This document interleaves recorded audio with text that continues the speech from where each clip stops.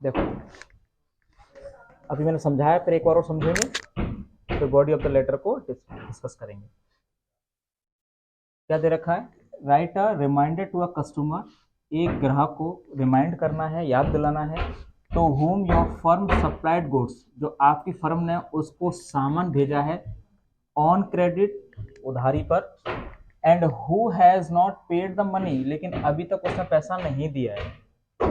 A letter which was send previously, जो letter पहले भेजा गया था डिमांडिंग, और मांग की गई थी पेमेंट को लेकर के, जो रिमेन रह गया है एक्नॉलेज, अभी तक अस्वीकृत है, अभी तक नहीं भेजा है उस पार्टी ने। ठीक है, तो सबसे पहले हम आपको बताते हैं कि सेंडर्स एड्रेस आएगा।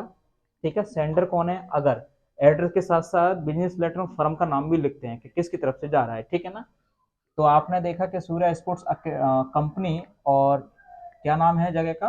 कलवारी आगरा, यहाँ ये फर्म है, और डेट डाल दी है, अगेन रिमाइंडर डल रहा है 3 दिसंबर 2005 का।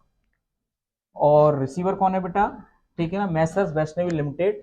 ठीक है ना, एटा, ये एटा सामान गया है, और एटा टावर तो है ही खतरनाक, कुछ नहीं कह सकते। ठीक है, सब्जेक्ट क्या है? Reminder for outstanding amount. ठीक है, कि एक रिमाइंडर है, एक उनको याद दिलाना है भैया जी, जो पैसा रह गया है उसके लिए।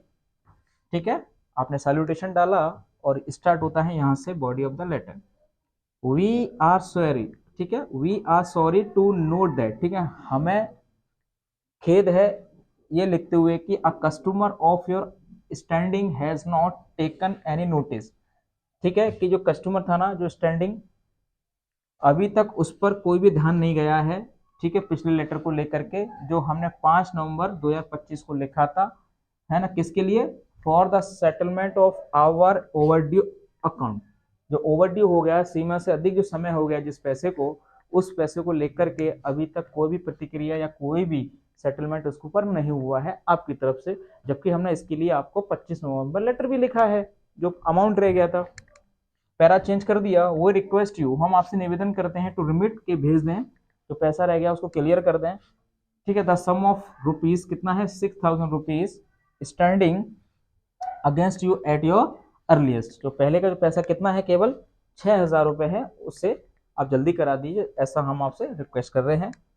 ठीक है, कॉम्प्लीमेंट्री डाल दिया। फिर मैंने आपको बताया बिजनेस लेटर में कॉम्प्लीमेंट्री के नीचे क्या लिखते हैं? क्या लिखते हैं?